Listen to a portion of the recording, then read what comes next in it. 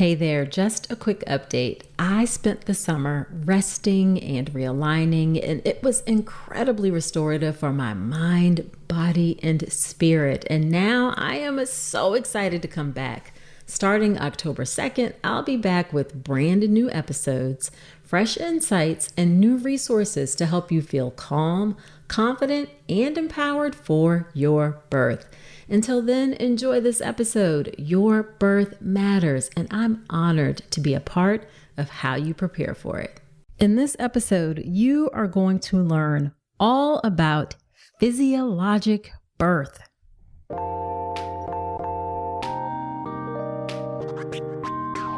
Welcome to the All About Pregnancy and Birth podcast. I'm Dr. Nicole Calloway Rankins, a board-certified OBGYN who's been in practice for nearly 15 years. I've had the privilege of helping over 1,000 babies into this world, and I'm here to help you be calm, confident, and empowered to have a beautiful pregnancy and birth. Quick note, this podcast is for educational purposes only and is not a substitute for medical advice. Check out the full disclaimer at drnicolerankins.com/disclaimer. Now let's get to it. Hello. Welcome to another episode of the podcast. This is episode number 190. I am so glad that you're spending some of your time with me today. I'm so excited for this episode. I'm kicking off the new year 2023 with a really important topic, and that is physiologic birth. I was inspired to do this episode by Gianna.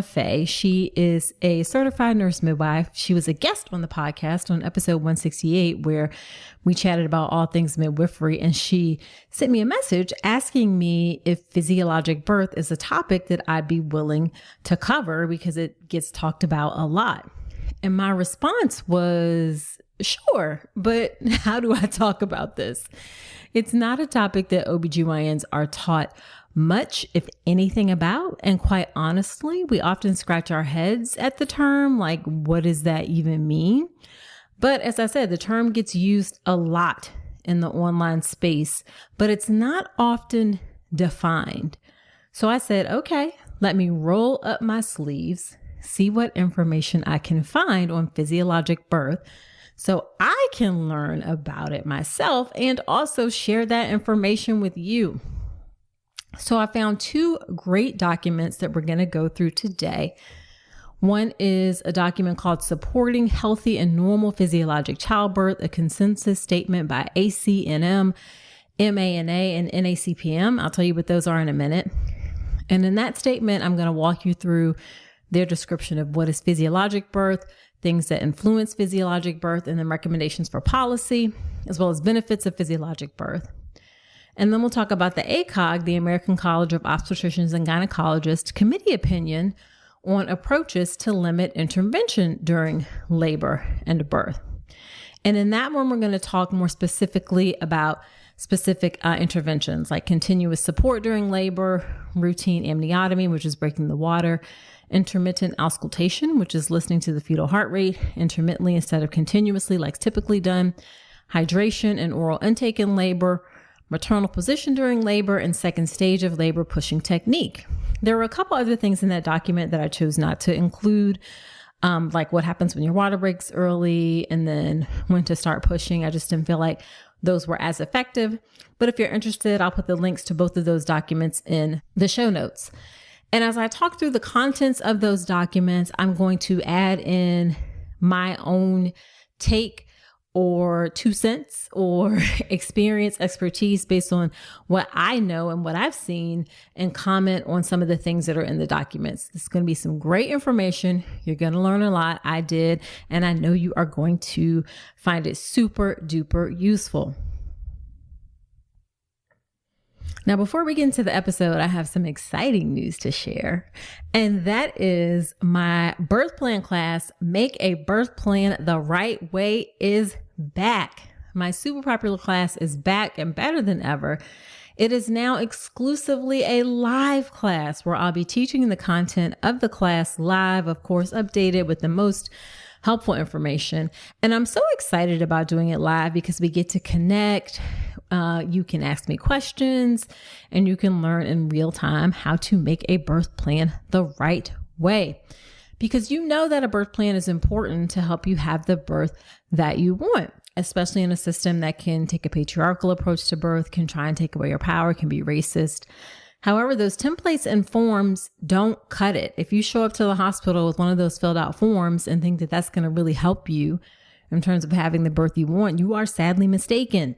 Making a birth plan is a process that needs to start during the prenatal period, where you ask the right questions so you know whether or not the person who's going to be with you, the doctor who's going to be with you, and the hospital where you give birth actually support the things that you want for your birth. And you can make your wishes known early or make changes to your birth support team if needed, so that you have the best chances of having that beautiful birth that you deserve. And just showing up on that day or even handing a form in the prenatal period is not going to cut it. It really needs to be a process that I teach you inside of this class. And it's one that literally thousands of women have found helpful. So the live class is Tuesday, January 17th. I'm teaching it twice that day, 1 p.m. Eastern Standard Time and 7 p.m. Eastern Standard Time. Now, I am only teaching this class live 4 times a year. Okay. So if you are due in January, February, March, or April of 2023, then you definitely need to go ahead and hop on this class in January. Even if you are due later, you can always go back and listen to the replay of the video, because you'll have access to the replay forever. Now, not only will you have access to the replay, but you'll also still have the opportunity to ask me questions in real time, because as a bonus, when you join the class, you also get to join the Pregnancy and Birth Inner Circle community. That is my private Facebook group where you will be able to connect with other pregnant mamas, receive support during your pregnancy, childbirth, and postpartum journey. The group has an amazing community manager who's a doula. She's also a mom of 2. And it's just a place where it's not like there's no judgment, there's no shaming. Everyone is really accepted and welcoming and opening and helpful. If you like the evidence in the podcast, then the community in the Inner Circle community is very similar. And this is also the place where you will get the closest access to me. All right. In the group, I do live Q&A sessions where I answer questions about pregnancy and birth. People tag me, ask me questions, I respond. So this is the place where you can get the most access to me as well as you go through your pregnancy, childbirth, and postpartum journey. And that comes as a bonus when you sign up for the live class. Again, it's Tuesday, January 17th, 1 p.m. Eastern Standard Time, 7 p.m. Eastern Standard Time. And registration is open now. Head to drnicolerankins.com/register and secure your spot today. All right, so let's get into the conversation about physiologic birth. So the first document that I want to start with is something called Supporting Healthy and Normal Physiologic Childbirth, the consensus statement by ACNM, which is the American College of Nurse Midwives, MANA, which is Midwives Alliance of North America, and NACPM, which is National Association of Certified Professional Midwives. This statement was released in May of 2012. So that is 10 and a half years ago. Okay. 10 and a half years ago. And just a little bit of a background about the statement, taken from the statement itself. This consensus statement represents the work of a task force comprised of representatives from 3 U.S. midwifery organizations whose members are experts on supporting women's innate capabilities to birth. It was extensively reviewed by maternity care organizations and leaders. And the aims of this statement are to provide a succinct definition of normal physiologic birth, identify measurable benchmarks to describe optimal processes and outcomes reflective of normal physiologic birth, identify factors that facilitate or disrupt normal physiologic birth based on the best available evidence, create a template for system changes through clinical practice, education, research, and health policy, and ultimately improve the health of mothers and infants while avoiding unnecessary and costly interventions. It goes on to further say that this statement is placed in the context of the current widespread application of technological interventions that lack scientific evidence to a primarily healthy birthing population. The use of obstetric interventions in labor and birth has become the norm in the United States. More than half of all pregnant women receive synthetic oxytocin to induce or augment labor. That demands additional interventions to monitor, prevent, or treat side effects. And then nationally, 1/3 of women deliver their babies via cesarean, which has potential for serious short and long-term health consequences. So that's the context in which this document was made and formed.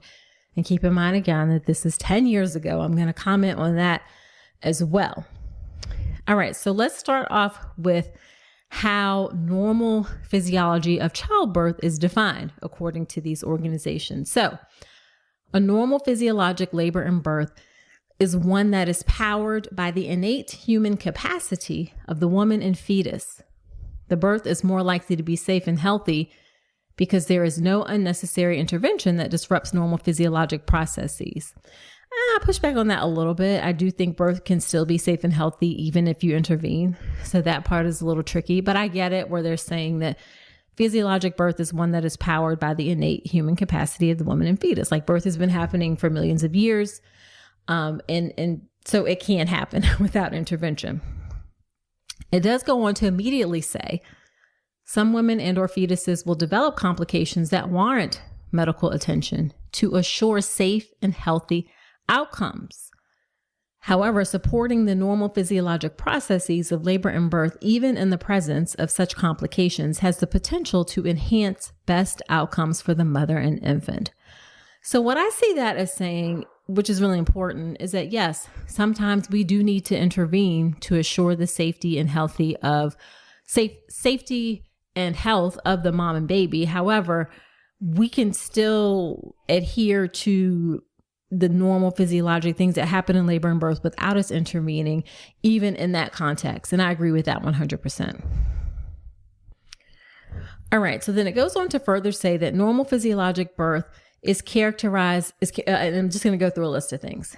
It's characterized by spontaneous onset and progression of labor, includes biological and psychological conditions that promote effective labor, results in the vaginal birth of the infant and placenta, results in physiologic blood loss, although I'm not quite so sure what that means. It facilitates optimal newborn transition through skin-to-skin contact and keeping the mother and infant together during the postpartum period. And finally, supports early initiation of breastfeeding. So that's what normal physiologic childbirth is.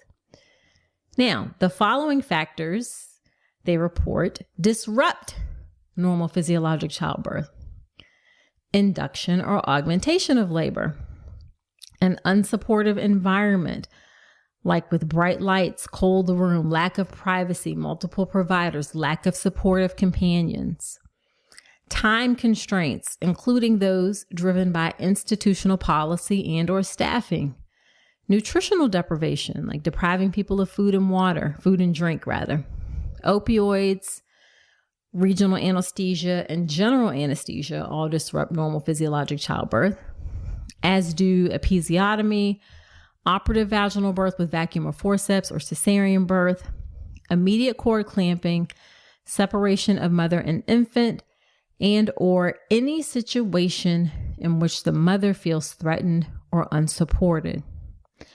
And as you can see, the things that disrupt normal physiologic childbirth are more likely to be features of hospital birth. For example, induction or augmentation of labor. Although that one I will push back a little bit on, because certainly in the midwifery community or out of hospital community, there are lots of things that are done to attempt to induce or augment labor that are quote unquote considered natural, like dates or castor oil or nipple stimulation. Okay. So yes, I would say medical augmentation or induction is more likely to be associated with hospital birth, but I want to be clear that augmentation or induction are concepts that are not just limited to hospital birth. And then other things that are definitely more associated with hospital birth that are perceived as factors, or that are factors that disrupt normal physiologic birth, are an unsupportive environment with like bright lights, cold room, people walking in and out of the room, lack of privacy, multiple providers. All of those things happen in the hospital. Time constraints certainly happen in the hospital as well. Nutritional deprivation happens in the hospital. Opioids, epidurals, general anesthesia, those are all things that are in the hospital, as are typically episiotomy, operative vaginal birth, and cesarean birth, again, in the hospital. I think we've certainly gotten a lot better. We don't do immediate cord clamping or separate moms and babies like we used to, but there is certainly more of a possibility of a mom feeling threatened or unsupported in hospital birth. So the argument, or I don't want to say argument because that makes it sound like it's contentious, but the data supports that things that disrupt normal physiologic childbirth are more likely to be present in the hospital. And then the final thing that it says that I thought that was really important in terms of just kind of the concept of physiologic birth is that regardless of intervention or outcome, childbearing care perceived by the woman as disrespectful or traumatic is more likely to be associated with maternal psychological morbidity and potential for disrupted mother-infant attachment. I agree with that 100%. So often you will hear me say that when people are dissatisfied with their birth experience, it's not necessarily because of a specific outcome. It's often because of the way that they were treated or feeling like they weren't involved to participate in their care. So I 100% agree with that statement. And the other thing that I will add, that not only may things happen that necessitate the interruption of physiologic birth, for example, if there are problems with the pregnancy and you need to be induced for whatever reason, but the person giving birth may also choose to interrupt physiologic birth. Maybe you want to be induced. Maybe you want to get an epidural. Maybe you want to have an elective cesarean birth. So my approach is that you don't have to have a physiologic birth, but you should know about it. You should know about potential benefits, and you should absolutely be supported in having a physiologic birth if that's what you choose. And that should be an option regardless of where you give birth, including in the hospital. Okay. So that's really important. You don't have to have a physiologic birth, but you should know what it is, know potential benefits, and be supported in that if that is what you choose. So speaking of some of the benefits of physiologic birth, so according to the document, it says that optimal physiologic function of the neuroendocrine system enhances the release of endogenous oxytocin and beneficial what's called catecholamines in response to stress. And these hormones help promote effective labor patterns and protective physiologic responses, including enhanced endorphin levels, facilitation of cardiorespiratory transition and thermoregulation of the newborn, successful lactation, enhanced bonding behavior between the mother and infant. So that sounds a lot of scientific-y, but basically it's saying you respond better to stress and the baby has a better chance or is better able to transition to newborn life. You also have better success with establishing lactation. It goes on to further say when there's optimal physiologic functioning, women are less likely to require interventions to artificially augment labor, which can potentially interfere with their ability to cope with pain. So when you have things that augment labor, like specifically Pitocin, yes, it can increase the pain and your challenges with coping with that pain. And then finally, it says when labor progresses spontaneously, there's a reduced likelihood of fetal compromise or need for instrument surgical intervention. And that is true. There's a reduced issues of fetal heart rate abnormalities in spontaneous labor, and also reduced need for cesarean as well as a assisted vaginal birth. All right. So in terms of other benefits, one of the things it says is the short-term benefits of normal physiologic birth include emerging from childbirth feeling physically and emotionally healthy and powerful as mothers. I will argue that that is not exclusively limited to physiologic birth. Lots of people feel that way regardless of whether or not they have a quote physiologic birth experience. So that is not unique just to physiologic birth. However, I do acknowledge that many people do feel very empowered after having a physiologic birth experience.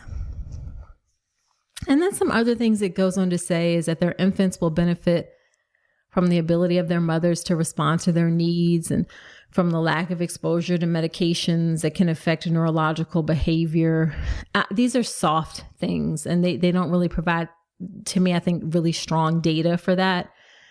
Also says long-term outcomes include beneficial effects for the women's physical and mental health and capacity to mother, enhanced infant growth and development, and potentially diminished incidence of chronic disease. And again, I want to be clear that I do not think that these are things that are just related specifically or exclusively to if you have a physiologic birth experience, meaning if you don't have a physiologic birth, that suddenly you're not going to be able to respond to your infant's needs, or because you've been exposed to medications that you're going to be reacting differently. So this part I don't agree as strongly with in terms of the benefits of physiologic birth, because it's implying to me that you don't get those benefits if you don't have physiologic birth, which isn't true. So then let's go on to talk about factors that influence normal physiologic birth. And they divide it up in terms of factors related to the woman giving birth, the clinician, and then the birth setting and environment. So for the woman, the factors that influence the ability to have a physiologic birth are her individual health status and physical fitness, 100%. The healthier you are, the easier it's going to be to have a physiologic birth experience. Autonomy and self-determination in childbirth, absolutely. You have to be able to make choices about what happens in your own body and believe that this is something that you are able to do. Personal knowledge and confidence about birth, including cultural beliefs, norms, and practices, and education about the value of normal physiologic birth. In this regard, it's important that you understand birth and what is happening in your body, period. In today's society, obviously birth on TV is depicted completely unlike reality. I think people are getting more realistic things about birth, but even those 30-minute vlog stories that you see on YouTube aren't reflective of what birth can look like in the long term either. Obviously, birth stories are important to helping you understand, as is childbirth education, important to help you understand the normal physiology of birth. I think that that's important regardless of whether or not you have are attempting a physiologic birth experience, period. Everyone needs to know about what happens in childbirth, which is why I, of course, have the birth preparation course, my childbirth education class. Also, the woman needs to be fully informed, have shared decision-making, and have access to healthcare systems, settings, and providers that are supportive of and skilled in normal physiologic birth. That last one can be tricky, okay? Access to healthcare systems, settings, and providers that are supportive of and skilled in normal physiologic birth. That is a challenge in hospital birth. Now, for the clinician, they need to have education, knowledge, competence, skill, and confidence in supporting physiologic labor and birth, including helping women cope with pain. This is not something that I think obstetricians are particularly skilled in. It is something that midwives are certainly more skilled in. Commitment to working with women through education to enhance their confidence in birth and diminish their fear of the process. Quite frankly, I don't think obstetricians have much time to do education, and that kind of gets relegated to being educated on your own. Commitment to shared decision-making, which is important, and then working within an infrastructure supportive of normal physiologic birth. And I want to be clear that I'm not poo-pooing or downplaying obstetricians. We obviously have our role, and obviously many of us do embody these characteristics, but the reality is that it's not a routine part of how we are taught to provide care. And then for the birth setting and environment, access to midwifery care for each woman, that is not something that is going to happen anytime soon. All right. You can't just pluck midwives out of, nowhere. It takes time to train them. I also don't think that as a field in the US that we're going to get to a model like it is in other countries where midwifery or midwives are responsible for most low risk care. It's just not a model that's going to happen anytime soon in the United States. Remember, I said this document was written 10 and a half years ago, and we're still like saying we need more midwives, okay? And then other things about the birth setting and environment that are needed are adequate time for shared decision making, freedom from coercion. Again, those are things that are not as likely to always happen in the hospital. No inductions or augmentations of labor without an evidence-based clinical indication. Encouragement of nourishment, food and drink during labor as the woman desires. That does not happen in the hospital very much. I'll talk about the ACOG recommendations regarding that in a moment. Freedom of movement in labor and the woman's choice of birth position also doesn't happen as much in the hospital. Intermittent auscultation of heart tones during labor unless continuous electronic monitoring is clearly clinically indicated. Maternity care providers skilled in non-pharmacologic methods for coping with labor pain for all women. Care that supports each woman's comfort, dignity, and privacy, and respect for each woman's cultural needs. And again, I don't want to poo-poo hospitals. Obviously, I work in hospitals and I teach about hospital birth. But the reality is that this is not the standard of care across most hospitals. All right. It's just the reality is that it's just not.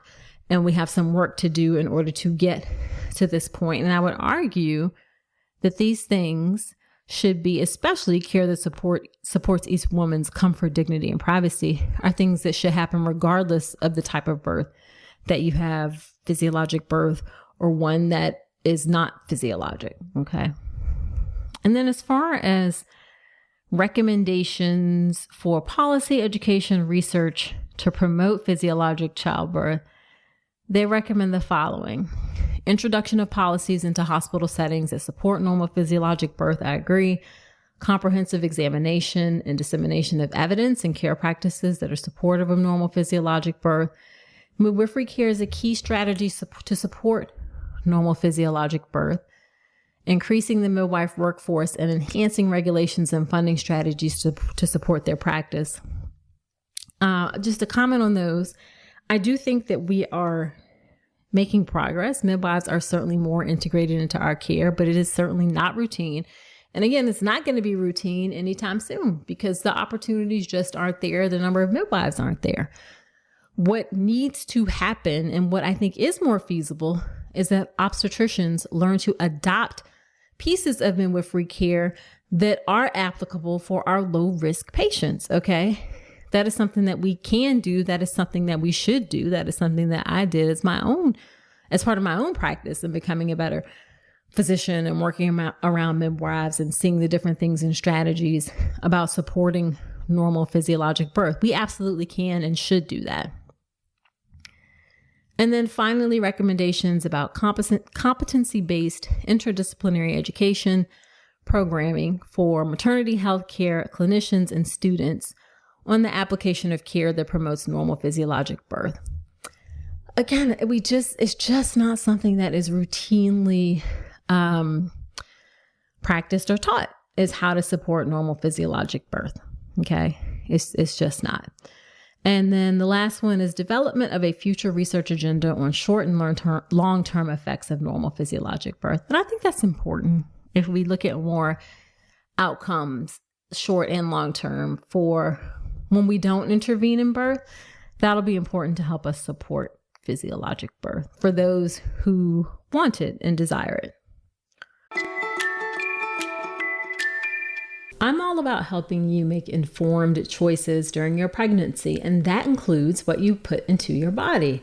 And the truth is, most prenatal vitamins aren't clinically tested, and pregnant women are often left out of research altogether. That is not okay. Well, Ritual is flipping the script. Their essential prenatal multivitamin is the only leading prenatal backed by its own 24-week clinical trial. Not only does it help deliver key nutrients like folate, vitamin D, and biotin, moms taking Ritual had lower overall cortisol levels in pregnancy compared to those taking a leading prenatal. From my expert perspective, Ritual stands out because their formula is science-backed, third-party tested, and made with traceable ingredients you can actually track down on their site. I recommend it, but more importantly, women who take it love it too. Don't settle for less than evidence-based support. Get 25% off your first month at ritual.com/Dr. Nicole. Start Ritual or add Essential Prenatal to your subscription today. That's ritual.com/Dr. Nicole for 25% off.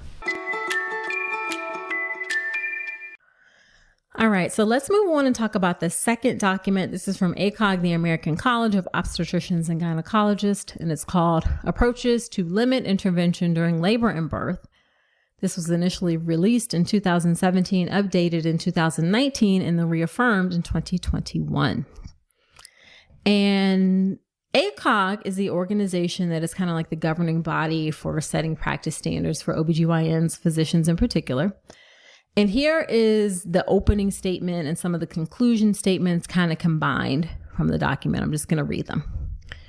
So obstetrician gynecologists, in collaboration with midwives, nurses, patients, and those who support them in labor, can help women meet their goals for labor and birth by using techniques that require minimal interventions and have high rates of patient satisfaction.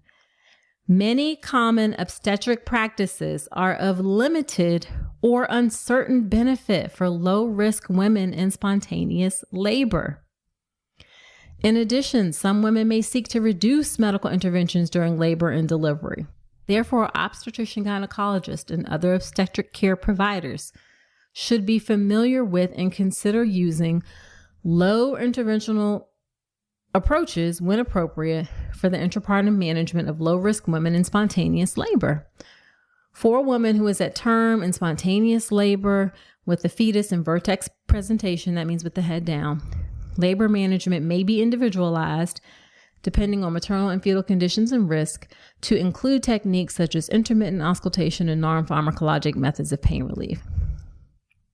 All right, so a couple things that I think are really important about some of these statements before I go into a little bit more specific. Number one, it says, many common obstetric practices are of limited or uncertain benefit for low-risk women in spontaneous labor. A lot of us just flat out don't believe this, okay? We just don't want to believe it, all right? And I think the hesitancy from the specialty as a culture is what leads to the further statements that I think are problematic, where it says obstetrician gynecologists and other obstetric care providers should be familiar with and consider using low interventional approaches when appropriate. The "and consider" is problematic for me. So we just think about whether or not we should use it? No, we should use it. We should use low intervention approaches because the outcomes are better. And more importantly, if that's what people want. Okay. So the "and consider" is problematic to me. It should be stronger. We should use them when appropriate. Okay. Period. Also, it said labor management may be individualized.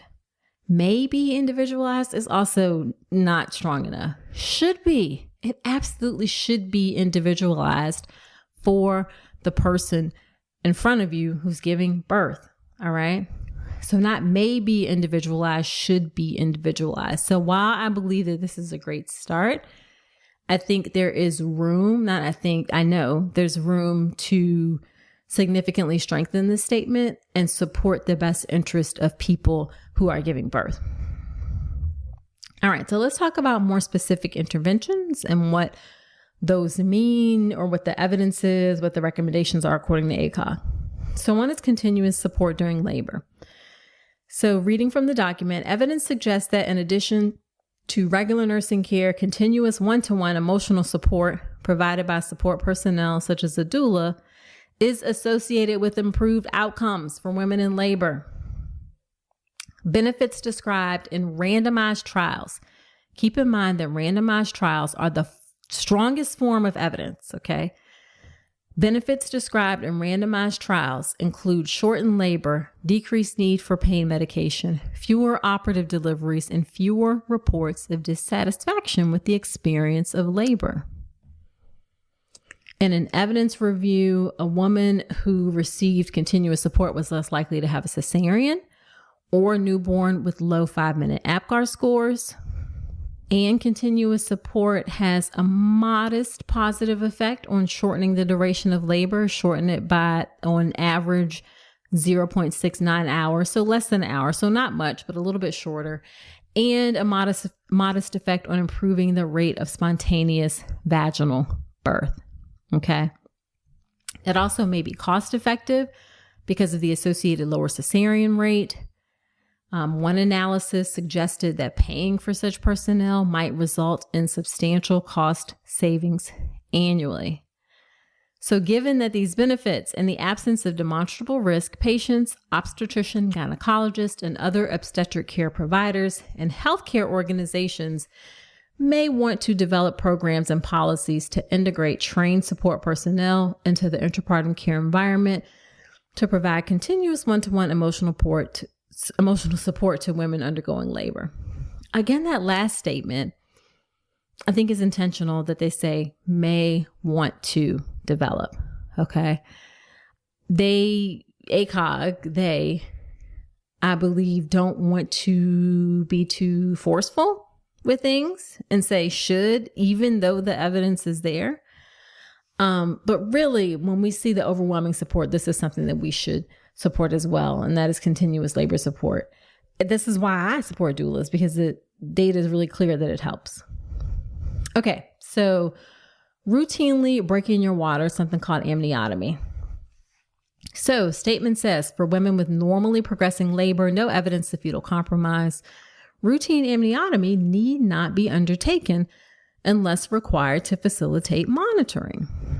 So a review of 15 studies found that among women in spontaneous labor, amniotomy alone did not shorten the duration of labor or lower the incidence of cesarean birth.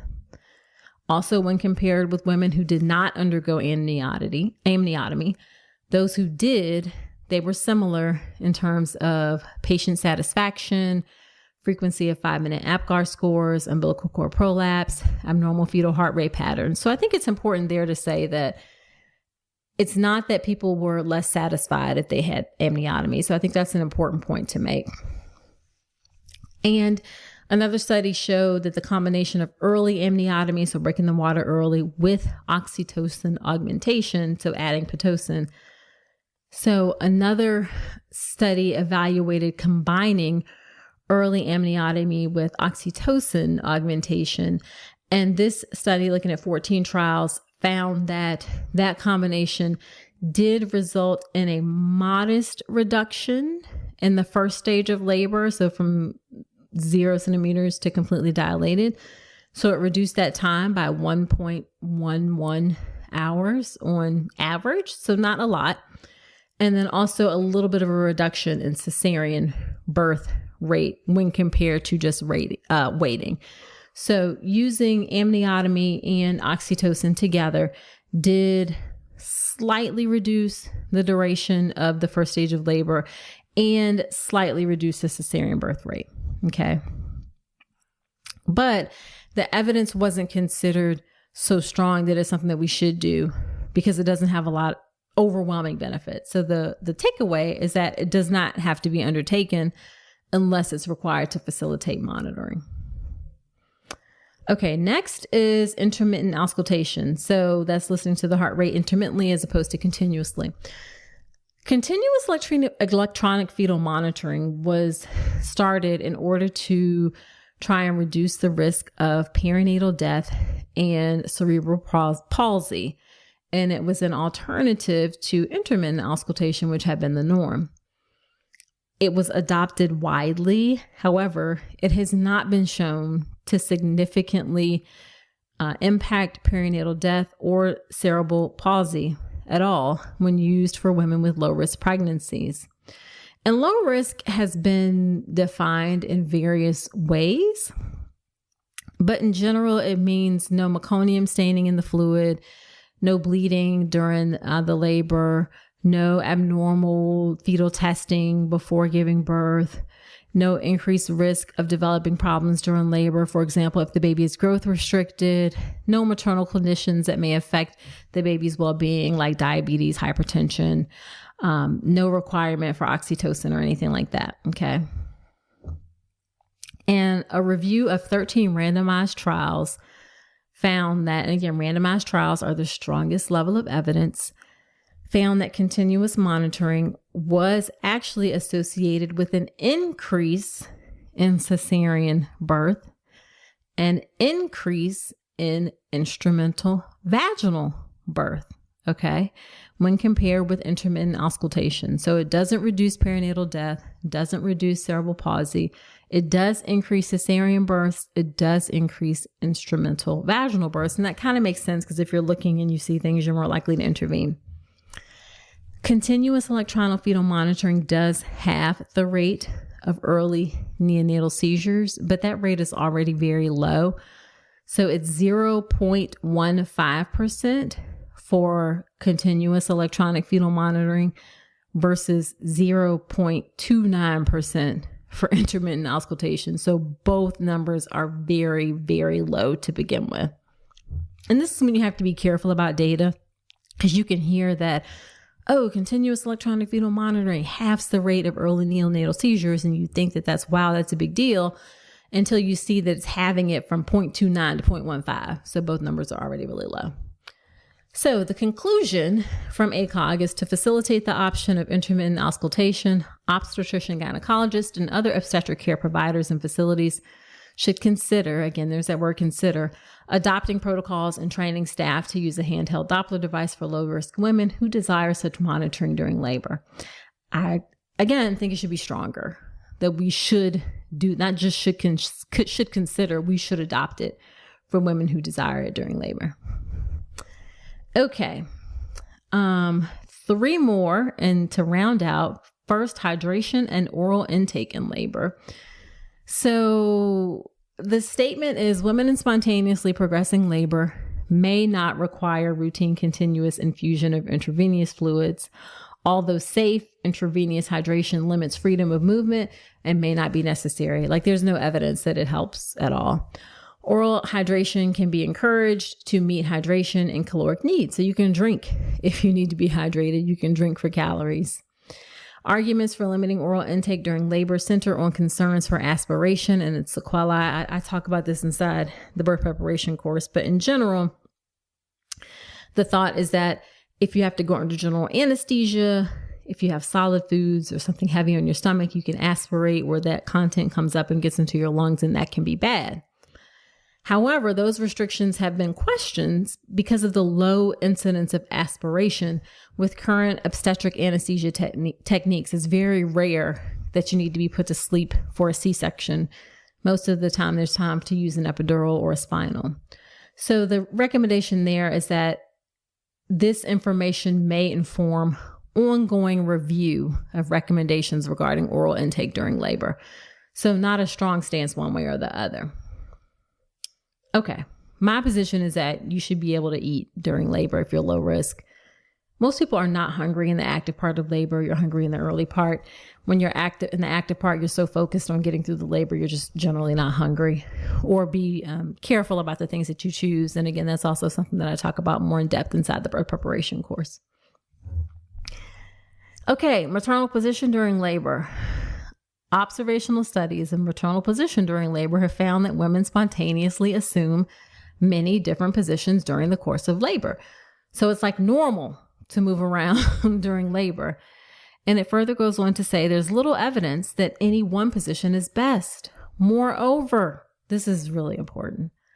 The traditional supine position, which is laying on your back during labor, has known adverse effects such as supine hypotension and more frequent fetal heart rate decelerations. Therefore, for most women, no one position needs to be mandated or prescribed. Okay. This is something that unfortunately we do too frequently, is have people just only stay and lay on their backs. It goes on to further say that frequent position changes during labor to enhance maternal comfort and promote optimal fetal positioning can be supported as long as adopted positions allow appropriate maternal and fetal monitoring, and treatments are not contraindicated by maternal, medical, or obstetric complications. Again, so important, it says can be supported. I think should be supported. And we look into some of the studies and data. One study showed that comparing upright positions like walking, sitting, standing, kneeling with recumbent is like kind of sitting up slightly, lateral on your side, or supine laying all the way flat during the first stage of labor, that's the early part from 0 to 10 centimeters, found that upright positions shorten the duration of the first stage by about an hour and 22 minutes. Okay. But the key thing is that it shortens it by an hour and 22 minutes, but that is more than when labor is shortened by breaking the water artificially and oxytocin. So we can just change people's positions, let people move around, and shorten that first stage of labor and not have to intervene. Okay. We have something that actually works better than intervening at shortening that first stage of labor. Women are also in upright positions are also less likely to have a cesarean birth. Another review of randomized controlled trials did show that upright or lateral positions compared with supine positions are associated with fewer abnormal fetal heart rate tracings, fewer episiotomies, decrease in operative vaginal birth. It is, however, associated with a increase in second degree tears. Okay, so second degree tears and an increase in blood loss greater than 500 cc's, okay, or 500 milliliters. All right.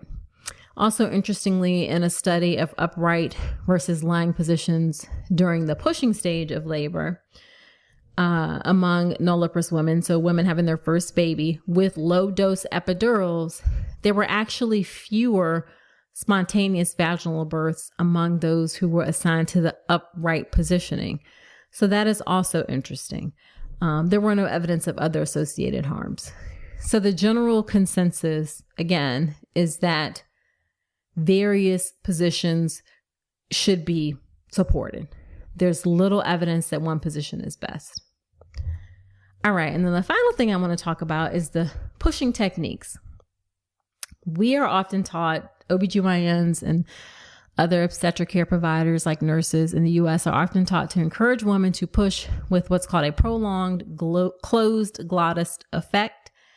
Like Valsalva maneuver, like bearing down during each contraction. So hold your breath, bear down, count to 10.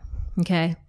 However, when not coached to breathe in a specific way, women will often push with an open glottis. So they aren't bearing down and holding their breath while pushing. In a review of 8 randomized trials that compared spontaneous to Valsalva pushing, so pushing however you felt was right in the moment versus our directed pushing, found no differences in the duration of the second stage, no differences in spontaneous vaginal birth, episiotomy, perineal lacerations, 5-minute APGAR scores less than 7, NICU admissions, or the duration of pushing. All right. So it didn't make a difference. Okay. It didn't make a difference. So the consensus was that in consideration of the limited data regarding superiority of spontaneous versus Valsalva pushing, each woman should be encouraged to use her preferred and most effective technique. So I think it's interesting in some places where they say should be, like here they say should be encouraged, which is very true. And I think this is because this is a fairly easy thing to do, right? Whereas things like changing monitoring or amniotomy or like continuous labor support are things that aren't necessarily as easy to do, so they don't get the stronger level of support. Okay, so just to recap and add a couple of Dr. Nicole's notes on physiologic birth.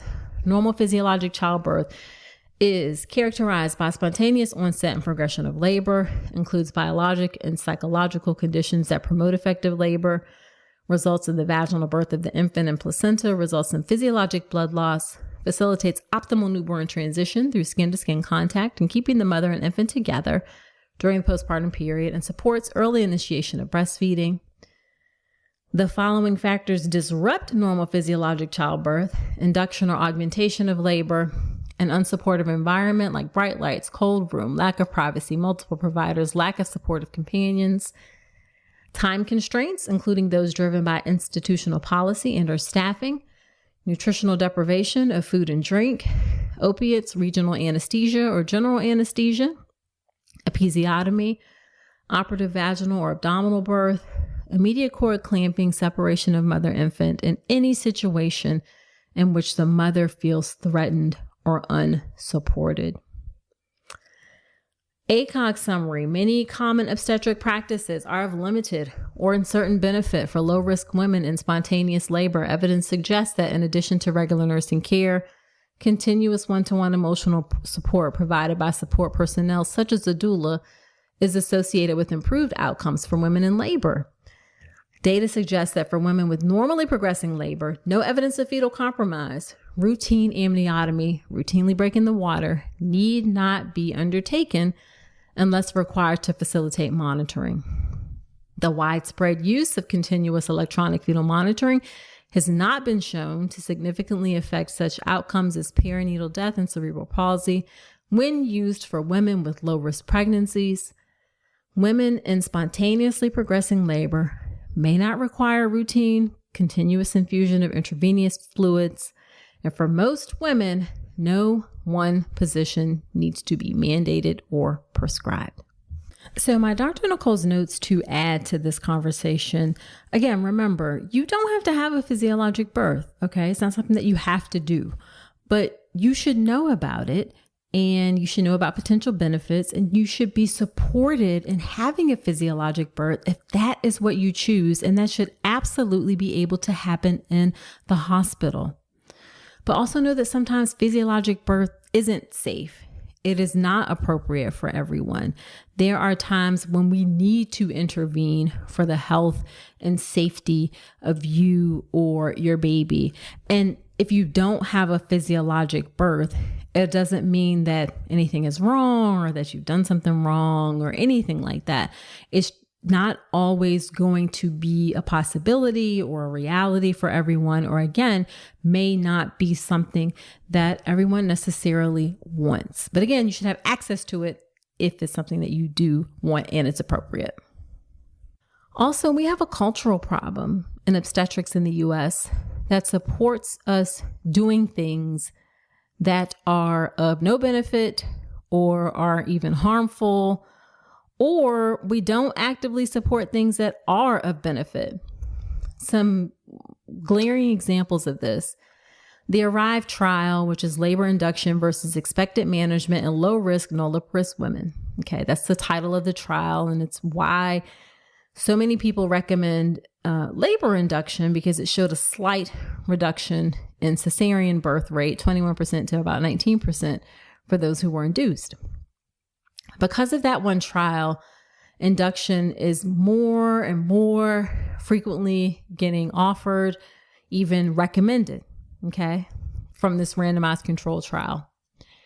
Yet we also have randomized controlled trials that demonstrate the effectiveness of doulas, that demonstrate that we don't need to routinely break someone's water, that demonstrate that we don't need to be doing continuous electronic fetal monitoring for low risk pregnancies. Yet we don't support doulas. We pretty routinely will break someone's water. We still continuously do electronic fetal monitoring. So why is it that some things we do and some things we don't, despite all of the evidence that supports these things? Well, my thoughts are that doing things like working with doulas requires us to work with other people. And it requires that we acknowledge that our skills as obstetricians are not the only things that help improve outcomes. All right. We really have to do a collaborative approach in order to get the best outcomes. It's not just about quote unquote medicine and obstetrics, as it was portrayed, way back in the day when obstetrics was brought into the hospital. Okay. It also requires us to not do things. Okay. To not intervene. All right. And there's some thought, I think, is, well, what are we doing if we as obstetricians aren't doing something? Our value culturally as a specialty is tied to doing something, to intervening, to try and make a difference in outcomes. So what I believe needs to happen is a shift in our mindset. Right now, we have this sort of approach that, yes, some people may be low risk, but birth is a disaster that is waiting to happen. Anything can happen at any moment, like bleeding, problems with the baby's heart rate, a shoulder dystocia. These are all terrible things that are possible at any time. So you absolutely need me and my expertise in the hospital in order to manage all of those disastrous things that can occur. Okay. So that too often is the typical mindset and approach towards birth. But here's where we need to shift our mindset. We need to say birth is a normal, natural thing. It's been happening for millions of years. Most often it goes well, but sometimes it really doesn't. And we will approach your birth expecting that things will go well. And we'll also do all of the evidence-based things that we know support things going well in your birth. However, we're prepared if things don't go well. We're on the ready if things take a twist and turn to intervene and make sure you and your baby remain safe and healthy, both physically and emotionally. When you take that second approach, you're getting the best of both worlds. You're centering the needs of the pregnant person in their experience, both physically, both emotionally, and you are making your resources available, making our needed expertise available in case things don't go well. Okay, so I think that shift in mindset is really important in how we approach birth and is an important piece to making sure we provide better birth experiences for folks.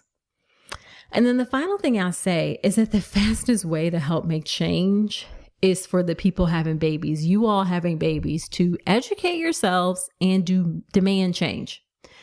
As I said, the first document by the nurse midwives was in 2012. So that's 10 and a half years ago. We're still talking about this. Okay. The ACOG document was in 2017. Medicine is slow to change on its own. It needs a push. It needs a nudge. And the fastest way to help make change is for you to educate yourself and then demand that change. All right. Demand that change. Of course, one of the ways you can help educate yourself is to join my birth plan class. And I highly suggest, if you are having your baby in January, February, March, or April of 2023, that you head to drnicolerankins.com and go ahead and sign up for that class today.